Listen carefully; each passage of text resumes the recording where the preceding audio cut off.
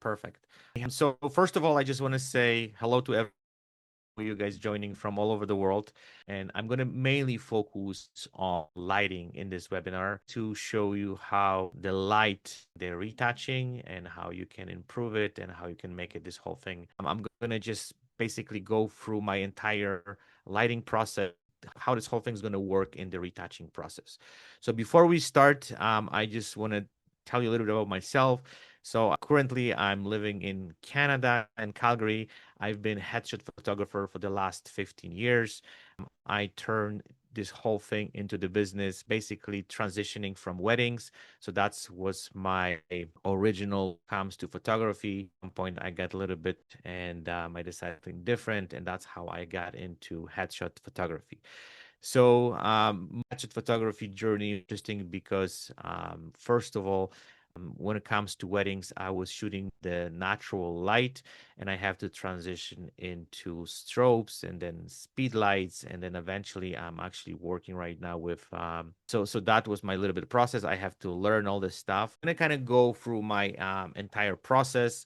And as I said, lighting is the first retoucher. So I deeply believe that the starting point image, whenever we actually get into the retouching, is extremely important. So now let's talk a little bit about few things which I want to point it out, and this is coming from my experience as a headshot photographer.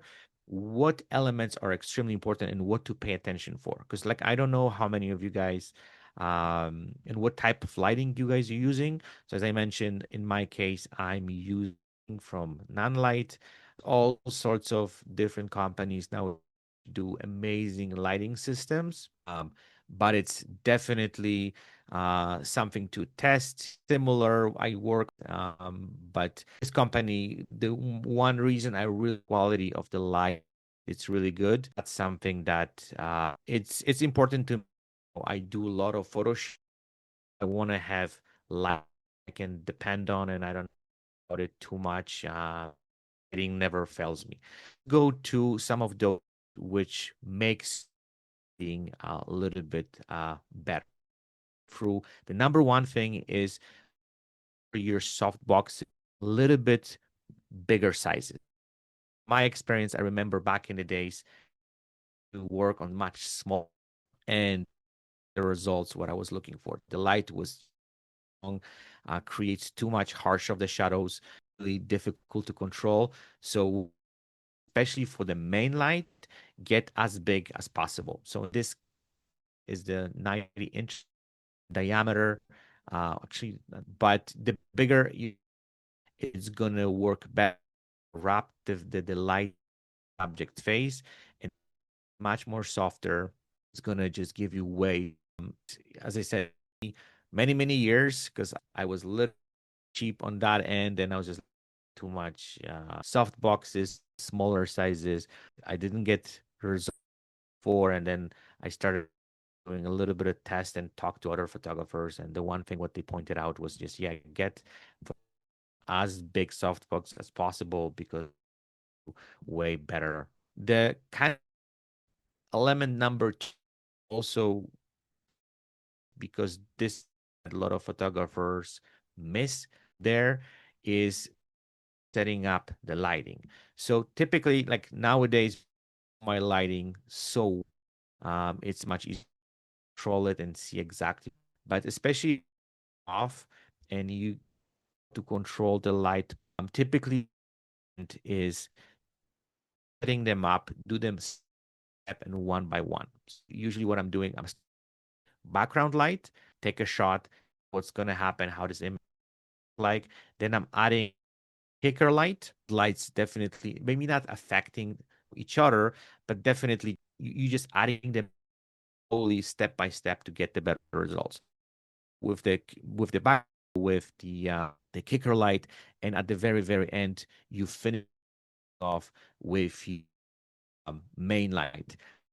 Really important to do this in because then you can see how those lighting there, what the result, and then whenever get this stuff properly, and then you have stuff, as I said, do them step by step, and then with proper lighting, then you can on to work or and fix the lighting, try to kind of make.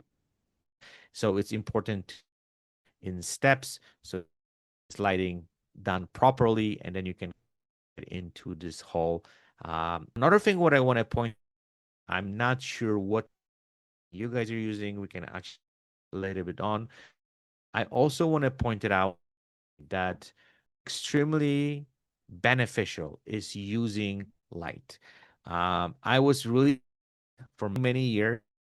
I started with shooting with strobes, was using speed for my headshot session. At some point, company approached me and they say, "Hey, we have the constant lighting. Would you be interested to check it out and see how this whole thing gonna work for you?" And I kept those lights for many, many months because I was like, "Yeah, I don't want constant." And I was just kind of like resisting this all the way I could for many months. But at some point, I had this like a test shoot, and I was just like, "Yeah, I'll bring them up and see how this whole thing works." And I have to tell you, as soon as I start working with those lights, I was just like, okay, you know what? This is just completely different experience. And I want to point it out if you change how you shoot with, because whenever you have to take a shot, you look at the, I don't know, if you're shooting tether, you have to kind of look what's happening and then you can adjust things as you go. With constant lighting, you see everything right away. And also what it's changed is also kind of like how I look at the lighting, because right now I don't have to look for the viewfinder or take a shot, even if I still do. But now you can see exactly what it's happening, and it's completely changed the dynamic, because now you can really see what is happening, how the light is affecting the person, how the kicker light works, how the background light works. It's kind of fascinating how change the way you even look at this whole scene and how you kind of work with your subject and with your lighting.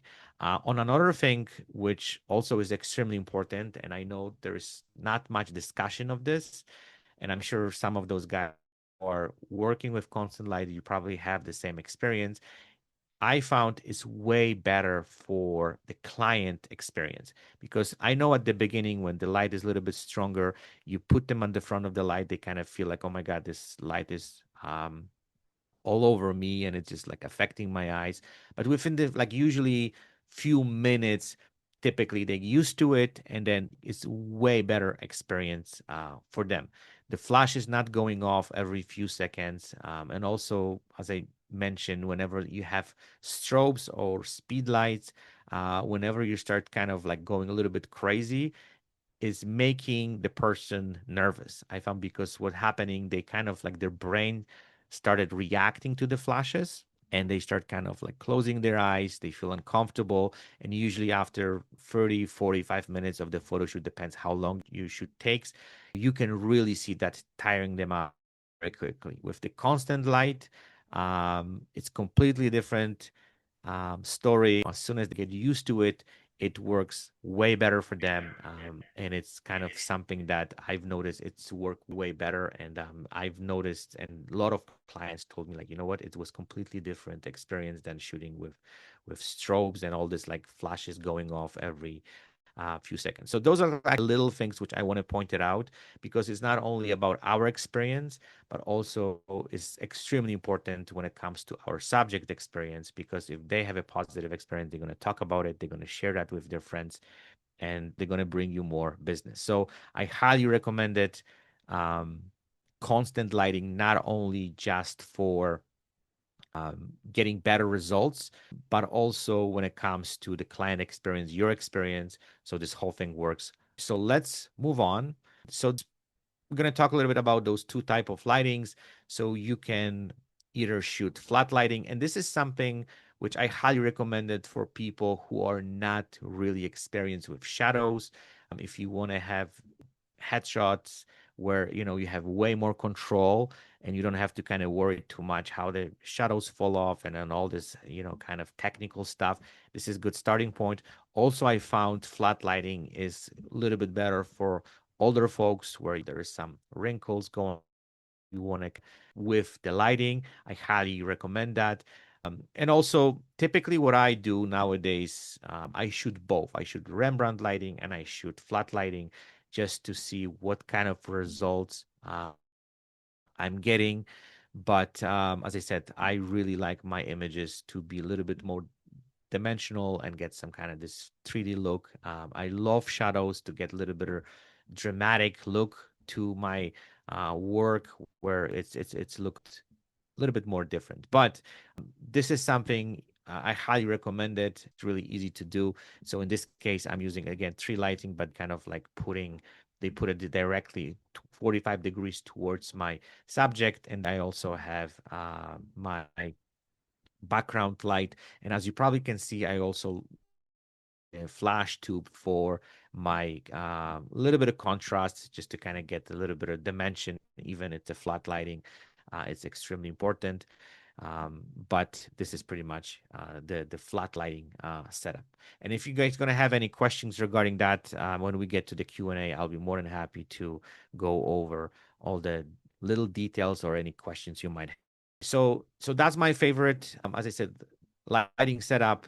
It's a Rembrandt lighting, which have one light on one side and the kicker light and also the background light. So there's also a few things that we want to add it to it, which I should tell you a little bit when we had the discussion a few seconds ago.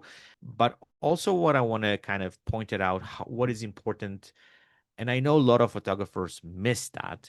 And I've been kind of on the same page for many, many years. Try to also work with your lighting, adjust it a little bit, especially with the Rembrandt lighting. I found this is extremely crucial because I know a lot of photographers out there, what they do, they plant the light, they put it 45 degrees, they put the kicker light on the opposite side, they have their background light, and they try to shoot and they don't work with the lighting. So one of the things what I highly recommend is try to adjust the lighting a little bit. Just physically move it. It doesn't have to be exactly 45 degrees. You can actually, move it a little bit closer, a little bit further away. Try to see how those shadows are falling off because every person has a different face features and affect them. Working with the light to best results is extreme. So first of all, as I said, those lights up is kind of good, and those very, very tiny adjustments, very subtle moves with your lighting. You can just, I don't know, move it different directions. You can bring it closer. You can bring it further away. You can point it out downwards so there's more reflection on the reflector, which kind of brings a little bit more light to the face. So this is something which I do constantly on every shoot because, as I said, face is different, and you have to find kind of the best possible lighting for your subject. And I know with the time, the experience comes, and you guys are going to be way better at it. But I know from my own experience, yeah, it's not just planting the light and just try to do best out of it. Work with the light as much as you can. And also, what is extremely important, it's something that we learn kind of, you know, for the process to get the best lighting for each person. I know at the beginning we don't see a lot of things, and definitely this is something which comes with time and countless photo shoots you guys gonna have. But as I said, this is kind of crucial element. And also one of the things what I want to kind of point it out and kind of like give you another little, I would say, tip. Try to analyze those images. I know a lot of photographers out there, they shoot, they pick the best ones and they send that off to the client. But especially if in the process of learning how to light your headshot, lighting for each person, but also spend a little bit of extra in computer where you go through those images, analyze them about it, what you don't like about it, try to learn from the photo shoots, but also the actual images, how the face. So as I said, time on those images, but also what I also do that on photo shoot, also images back, how can I say it, like those wide angle ones like this one, where behind the scenes, where you can see how this affecting the person and how the setup look like, just so kind of we remember, because shoots I found is we going through a lot of and it's really, I would say, difficult. So take a one, even with your phone, whatever, uh, like behind the scene shot, just make sure so you know what kind of lighting you were and what kind of you were using. There's one more little thing to say, which extremely important. This is you kind of take it to your heart. In this case, when it comes to the Rembrandt, as you see on this part, the main light on the left hand and the kicker light is on the side. So typically I do on every photo switch those lights. So basically I'm my main light to the right hand and the kicker light to the left hand side. And doing this, I remember many years ago shoot where I had this light on one side and I'm shooting and I'm not getting the results. I'm looking for those images. I'm looking at my screen and it's not looking good. I don't know what it was. I couldn't explain it. It was something which didn't add up. And I was trying to adjust, trying to kind of make this work. And for some reason, there was something off. And at some point, I was just like, you know what? What I'm going to do, I'm going to switch those lights and I'm going to just put my main light to the right, kicker to the left, and see how this whole thing is going to look. And this is especially important when it comes to the Rembrandt lighting. And for whatever reason, all of a sudden start working. So basically, what I'm trying to explain to you that every person face is different. And sometimes having the light on the left-hand side is going to make miracles and going to make those images looks great. Sometimes the person has this kind of type of feature of their face where the light's going to work way better on the right hand side. So test it on each side and see what you're getting. Might complete the way those images. So this is like a trick, little kind of tip. What I gonna highly recommend it to you guys because I've noticed I've learned that at some point, and I know how huge of a difference that make for my sessions and how images look way better because then I could know I knew exactly, on which side the main lighting works better for specific person. As I said, specific question when it comes to the Rembrandt lighting, uh, in Q&A, I can be more than happy to answer all your questions. Now we're going to kind of summarize some of those things. So some kind of pro lighting tips. As I said, use continuous light. It's extremely important. Makes your life much easier. It's better experience for the client. This is something what I highly recommend. And if you're not sure about it, you can rent those out and see how you can guarantee you as soon as you try it, it's going to change your mind. And I'm sure it's really kind of difficult to step out of this because, in my case, I switched this whole thing overnight. Interesting because I was such a deep when it comes to strobes and speed lights and all this stuff. But as soon as I tried to continuous light, it just changed entire the game for me, and I would never look back. Bigger soft boxes, especially for the main light. This is something which is also going to make your images look better. And this is something what I highly recommend it. Don't, as I said, go and make the same mistake I did. This one is 120 inches in diameter, and that's which works really well and going to make your lighting look spectacular. One diffuser layer, I don't use, I'm not trying to make my light too soft when it comes to my headshots. I like to see the texture of the skin. This is something which I really pay attention to. So, one diffuser is good enough.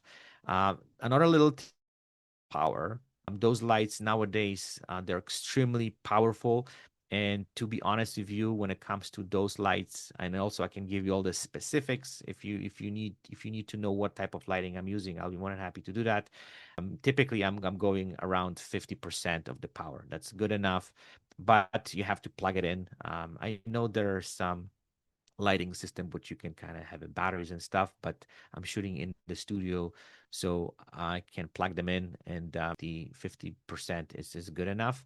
This is something, again, the next one, this is what we talk about it already. Adjust one light at a time. So start with the background light, kicker light, and the main light, and then you can have this little contrast lighting at the very end.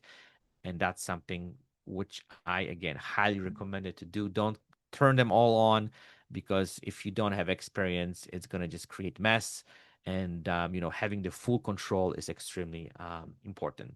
Feather the light for softer edges. So this is what I talk about lights.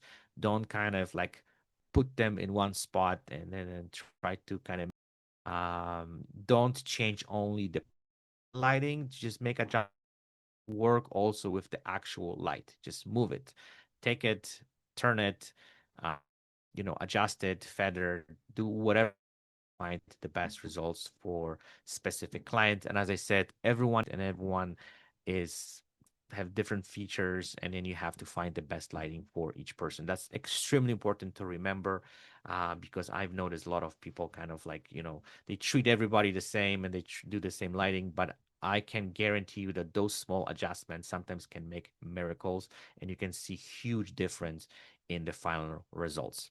The next thing is match the color temperature. This is something which also I want to point it out because I've noticed a lot of photographers out there struggling with this. So typically what I do, I'm setting those lights manually to white balance. So in my case, it's 5,000 Kelvin. And then what I do, actually, I'm setting up manually on my camera, the same thing, 5,000 Kelvin. And then you don't have to worry when it comes to the white balance, because then you're going to get very precise and very consistent white balance through all those images. And then you don't have the camera catches something, I don't know, from the window, or there is some ceiling light, and all of a sudden, white balance is all over the place and every image looks different. So it's set this up. So the camera and the lighting has this. I have to tell you that those really precise when it comes to the white balance. If you set it up, those lights to 5,000 Kelvin and your camera manually to 5,000 Kelvin, it's going to work. It's going to be brilliant. Like, I don't have any issue. Then you have consistency through all. And lastly, yeah, watch the catch lights and the eyes. We could go deeper into that topic because eyes are everything in headshots. So having those proper catch lights in your subject eyes, that's what's going to also elevate. So this is all next kind of thing what I want to show you when it comes to the lighting process. I'm going to just show you kind of two examples. So this is how this image look like from kind of my point of view. The first one, the wide angle one, this is a little bit of close up.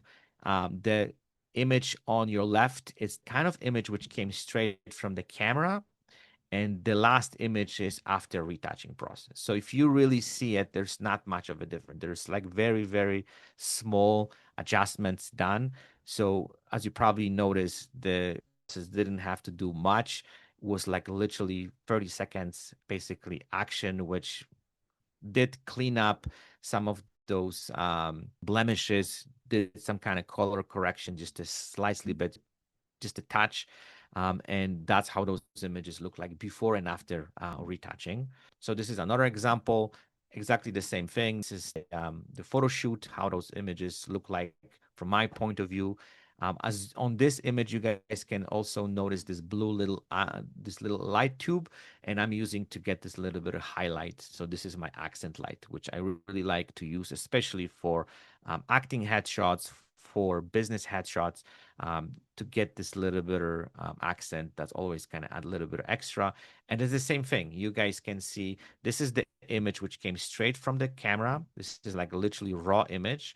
And that image on the right hand side is the image after the retouching process. Again, it's not much what had to be done. So for me, as I said, it's extremely important to make those images coming straight from the camera as close as possible. So the retouching is only like a little touch, which just kind of cleans up some of those things. Is good to go. So common mistakes when it comes to the lighting. So first thing is definitely overexposing images. Whenever we work on the raw images out your over, you can kind of fix those in AI process, as I guess. But again, this is wasting of your time, and this is something that is always a problem fixing those things because it's something you have to work on. So it's better to underexpose rather than overexpose images because if you, as I said, then you can kind of bring some of those things out. Is problem. Mixing light, color, temperatures a little bit. Make sure that your lighting and you are set up properly and you don't have that problem. Also, I would never recommend to using automatic white balance because nowadays cameras they're so sensitive and they can kind of pick up some of those things very, very quickly and then you don't want to come up just going through those images and every image has kind of difference. Again, everything is fixable. It's just the time, right? And that's something which we want to kind of make sure everything is done properly for this process very quick. Flat and flattering depth. Again, it's what you like. I know there are types which flat lighting, they're bad. If that's the style you like, that's what you great. But recommended to my kind of like taste, which are a little bit more light spill on unwanted areas. The reason I brought this up because like I shoot headshots in all over the places. I go to offices, I go to kind of businesses, and sometimes we have to work in certain conditions where there's some windows, there is some lighting from the ceiling, and we want to kind of pay attention to that stuff because I've again had those experiences where I went to some photo shoots and there was light spill on my subjects and I was just like fixing those things and yeah it's not fun, plus it's a time consuming, right? So that's something which I always pay attention to make sure that those images are as using modifiers incorrectly. Again, this is what we talk about it. Make sure you get them the right one, and then you work with them, and they create good lighting, and they're not causing you some additional problems and things you have to fix in post processing. Ignoring catch lights placement in their eyes. If you don't have catch lights, again, you can create those. It's not a big of a deal. Um, but the more natural they are, they're gonna look better. And then again, you're not gonna waste your time kind of like putting catch lights in, I don't know, 40 pictures or whatever you're working on. This is not fun. Always when you do this, art looks good. And not checking lighting from the camera view. So this is something which we all do, I guess, but sometimes we get caught up with speed. So typically what I do before full mode of shooting is good and looks correct stuff, and then I'm good to go. Because with the lighting, this is another little thing what I want to as soon as you figure out and you basically get that much ready to go, have to focus on, because this is another little your subject or person you work see you constantly changing the lighting, it's just adjusting and working on it.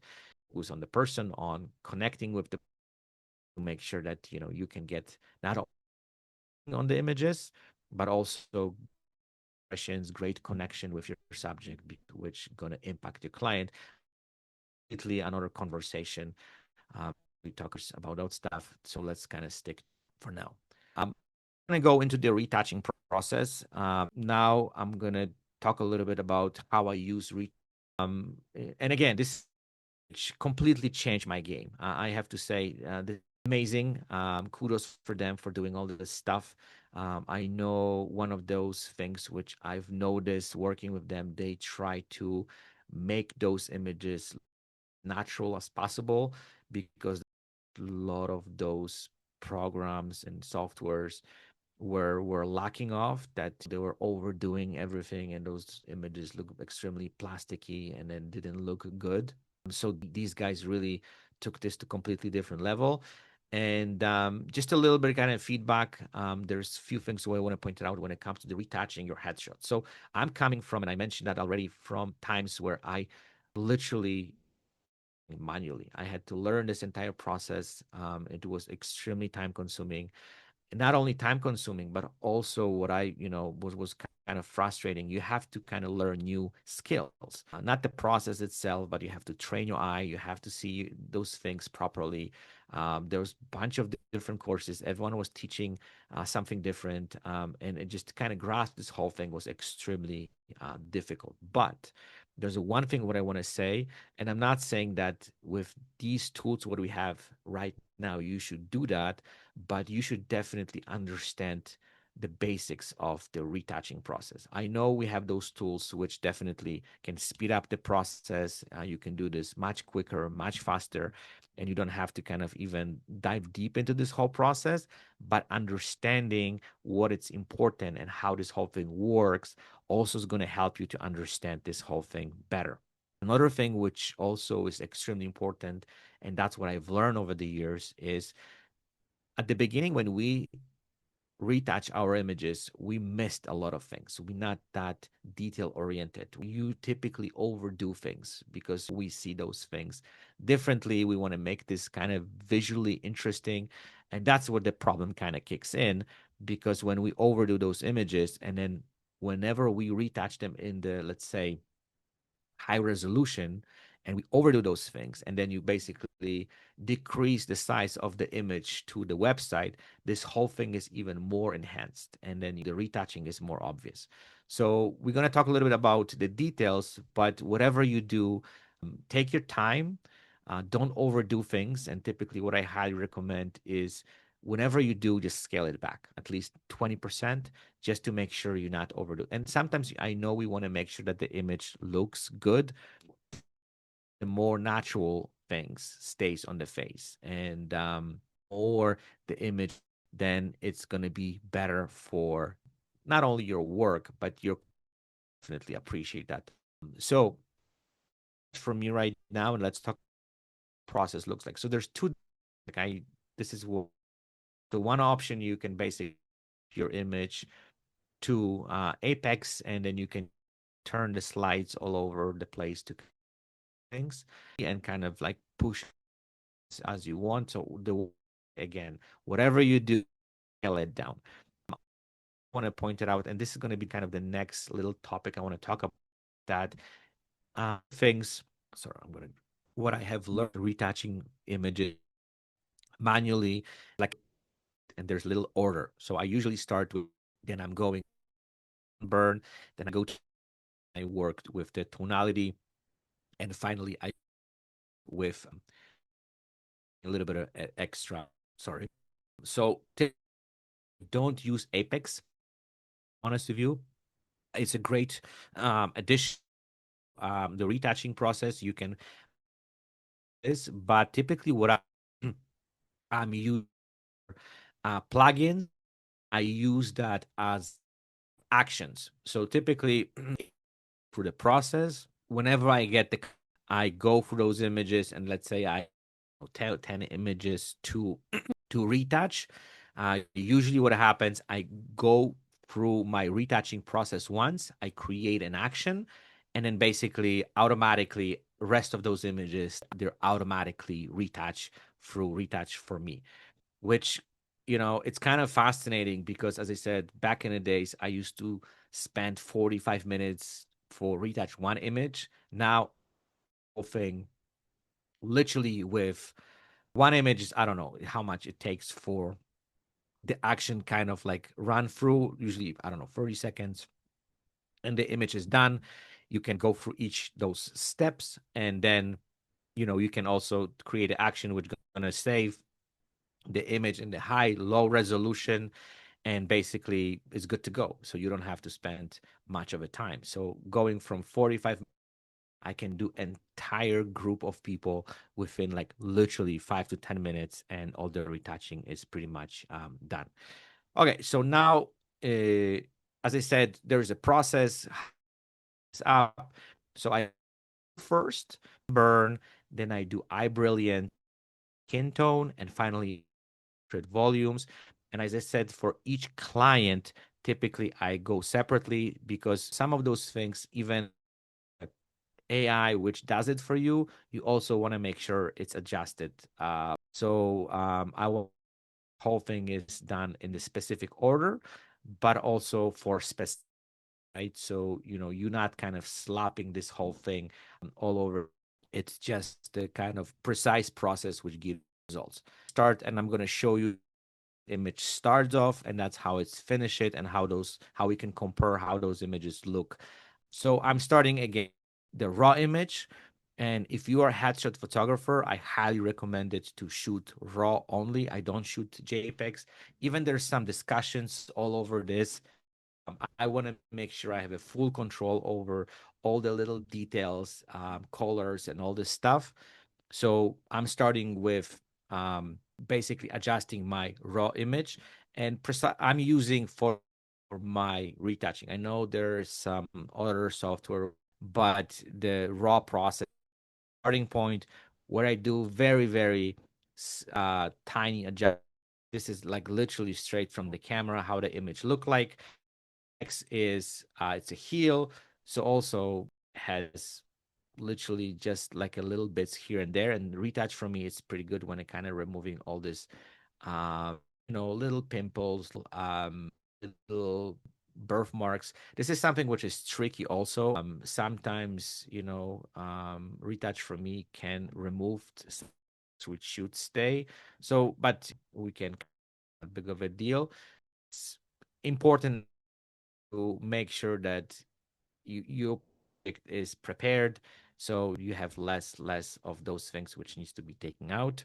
Okay, so the next one is dodge and burn. Retouch for me does fantastic job not pushing this to the extreme. Also, you have a little bit of control how far you can kind of push it.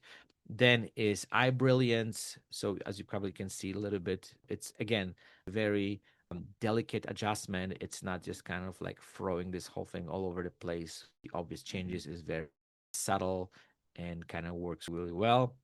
Then is skin tone. Again, that's something which also does amazing if you have some kind of like, skin and things which should be equalized when it comes to the tonality. Retouch for me does fantastic job and does focus on the skin itself, which is also sometimes I remember there's some other software which just adjust everything, right? Comes to retouch for me is definitely something that in this amazing job with the skin tonality. Add a little bit of contrast.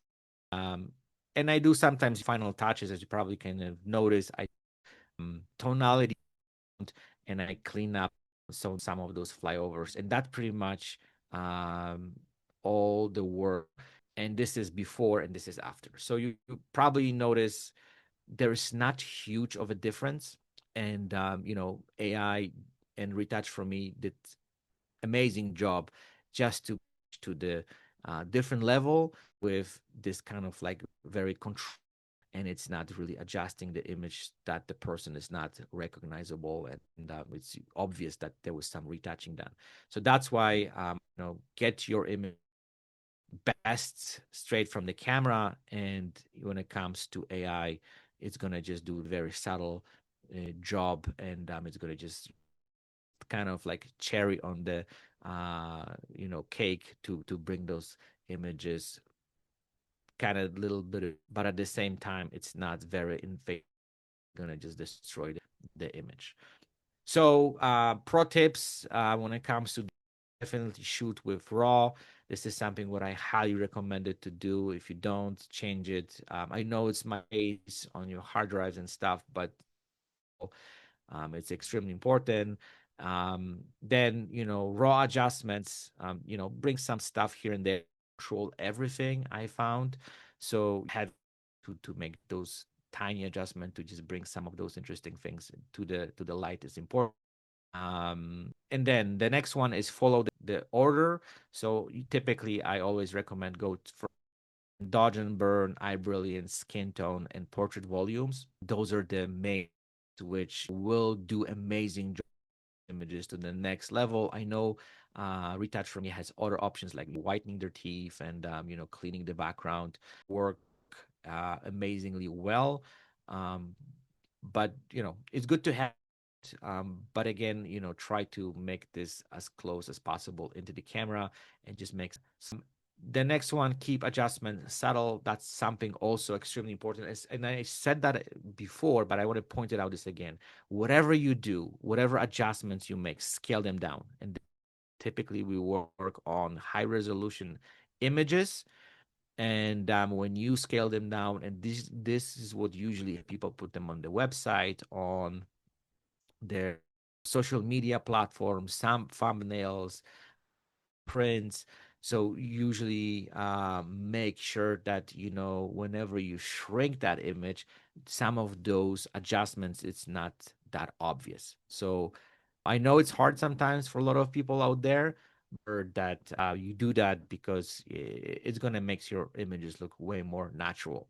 So the next one is retouch patches individually. So this is also what I said into this automated action. You recommended to do the test and run it first, just to those adjustments specific person, and then you can create an action and just run batches of images at one, going to be good to go. And lastly, I know this is kind of obvious, try to make sure you review those images every, even it's AI, and it typically does job. I always kind of go for those images briefly, just to kind of make sure there's not done. Even happen often, but as I said, for example, there's some birthmarks or stay there. Just kind of take a quick look, just to make sure that looks good, because I've done some mistakes in the past where which I shouldn't, and now I learned the lesson, I have to say, and it's something that it's extremely important to make sure before you send out anything. I would say quality check done to them before the clients can look at them. Okay, so final insights. Good lighting reduces retouching time, and you're gonna base better images. Go through all those important elements of good lighting. You guys right now know what type of lighting I'm using, person, and then how important that is to work with those lights to get as image as possible. And then you will notice you're not going to get better shots, but make the AI do some easier job for you, create better results. So the next one is, yeah, we talk about it. Again, proper light preserves skin texture and natural tone. If you set it up everything properly, to kind of like play balance afterwards and crazy stuff, equalize everything. And again, the right setup creates shot shoots and images. That's something extremely important. Make sure that like the quality is the one thing, but consistency is also extremely important element when it comes to headshots. Want to send to your client images, and every image is kind of from different, have some consistency, and you want to make sure, especially if you're doing this, let's say for a company, some which gonna company colors and tone stuff, and it's gonna look professional. You want to make sure that the lighting, and this is something which kind of concludes this conversation we have, lighting second for the best results. That's something which I deeply get. If you get the lighting right, the retouching, it's easy breezy process to finish it off. Have to kind of like sit and spend hours. It's just going to be, as I said, a little bit of cherry on the cake, just to kind of give the, and good to go. So thank you so much. And if you guys have any questions, I have the world for you guys, and let me know if there's any specific questions. So when the fourth light is used, that blue tube, so that's my fourth light. So again, it's a main light, and then I have a kicker light on the opposite side, and then the blue light tube gives me a little bit of accent. And you can change different colors, like again, this is the tube from Nanlite, and you can like basically create any colors you like. Also, you can use another kicker light, which could be on the, so that's going to create this really nice outline on the person, right? So you separate your person from the background. But I personally like this little touch light of different color for specific professions. People from financial institutions, this little bit of kind of blue, those, and gives this image a little bit of kind of extra kind of like feel, right? Again, it's not gonna have to do it. It takes a little bit of testing to get this right. Don't position the light properly. You might get some spill the face, and that might kind of be problematic. But if you kind of get this done right, it's definitely adds something kind of extra to the image, and it's gonna just bring some interesting kind of like feel to it. As you see on that picture on the right hand side, so the light is pretty much positioned as my kicker. This is kind of the same way. So those tubes, again, you can control the color, you can control how deep the color is, because you can kind of like, full saturation, you can kind of scale it down. And then it's with the lighting, it's a little bit tricky, because if I tell you put this 35 degrees, I don't know, 1.5, it might work for that person, but for the other person, it might, they have a, I'm sorry, they, for example, different skin color, they might be, I don't know, different outfit. So there's a lot of variables which you have to look for. So, kind of the starting point would be 5 degrees towards the person, like a kicker light, and then you Mhm. can play it, bring it closer, taking it away. You can, the power work with the saturation. So it's a little bit of kind of testing. So I'm using non-lights. So those are like a LED. So there's four different types. LED is a non-light 150, 200, 300. So that's the power of the light. And now they also do 500 ones, extremely powerful. I highly recommend it to get three of them 300s. Those are like very would give you full control the entire process. This tube is basically, I don't know how it is, but they have also two different sizes. So this is the long one, and but for the headshots you also go with the little one. To the soft, I'm using again nine light wrap deep octas. One is 120 inches in diameter, and the small one is 90 inches in diameter. They actually come up with this product this year. They launched it, I think, but its quality of this lighting is spectacular. I the softbox is the quality. Just to kind of give you a little bit of idea, I for the last couple of years on me, like, and then they dropped it. Some other kind of maintenance issues, but they never failed me. They still work. If you're doing this commercially and then you have a lot of shoots, I get those, and they're not that expensive. Something that if you invest in this, it's you for many years to come. So you said they work well with mirrorless, but they don't work good with the DSLRs. So I'm using still, believe it or not, Nikon D800. And that's the DSLR and the older type. That's what you see today. They all shot with DSLR cameras. I was resisting continuous light for months, months, and months. And as soon as I tried, just changed the game completely. And I had no issues. As I said, I'm using my Nikon D800, which is DSLR camera, and yeah, everything what you've seen today, and I still use it. I'm gonna sounds crazy for a lot of people, but I don't even have mirrorless camera. I don't. I said to myself, I will buy it when my Nikon D800 dies, but for some reason doesn't want to die. So okay, so group shots are a little bit a different story, because there's again a lot of variables, right? How big is the group? How many people? You want to like full body shots? You're looking for close up. So yeah, definitely for stuff like group shots, you definitely need some little bit more flat light on both sides so you can lit them up properly. I wouldn't go with the Rembrandt lighting, because if there's a huge group, the more distance you have, yeah, there's this laws which are involved, and that would might affect the image. So for the group shot, still you can use constant lighting, but I would go more with the flight lighting. So you would have two lights on each side of the group and light them from both sides. That's what I would do. Okay, so that's a good question, and I deeply believe depends also what kind of style you're going after, right? Because everyone knows here Peter Hurley, who is using panels for his work, and his images are incredible. And if that's the style what you're looking for, and that's the kind of images you like, and that's what you're going after, that's the clientele you're reaching out to, then absolutely yes. The panels are definitely more expensive, and it's something that is a little bit of different setup. It's more flat lighting rather than Rembrandt lighting, even though you can kind of use panels for Rembrandt lighting, there's no question about it. Yeah, but also like you have to look at the costs, right? And again, I'm not, if you have tons of money, those panels are way more expensive, right? So if you wanted 3 panels, I don't know what's the prices right now, but I know there's different companies doing them.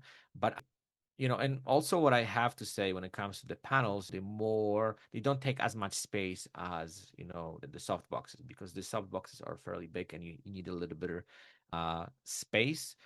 So, you know what? My recommendation is just test both. If you're not sure what you like, nowadays we can, in most places, I guess you can rent those things for, let's say, a day or two and test them and see what you like. But you're gonna get a little bit of different results, right? So depends what style you like, what you're going after, what's your budget. If you're planning to go that route, you have to take all this stuff in consideration and kind of make the final decision. If you focus specifically on headshots, there's few things which I can kind of recommend.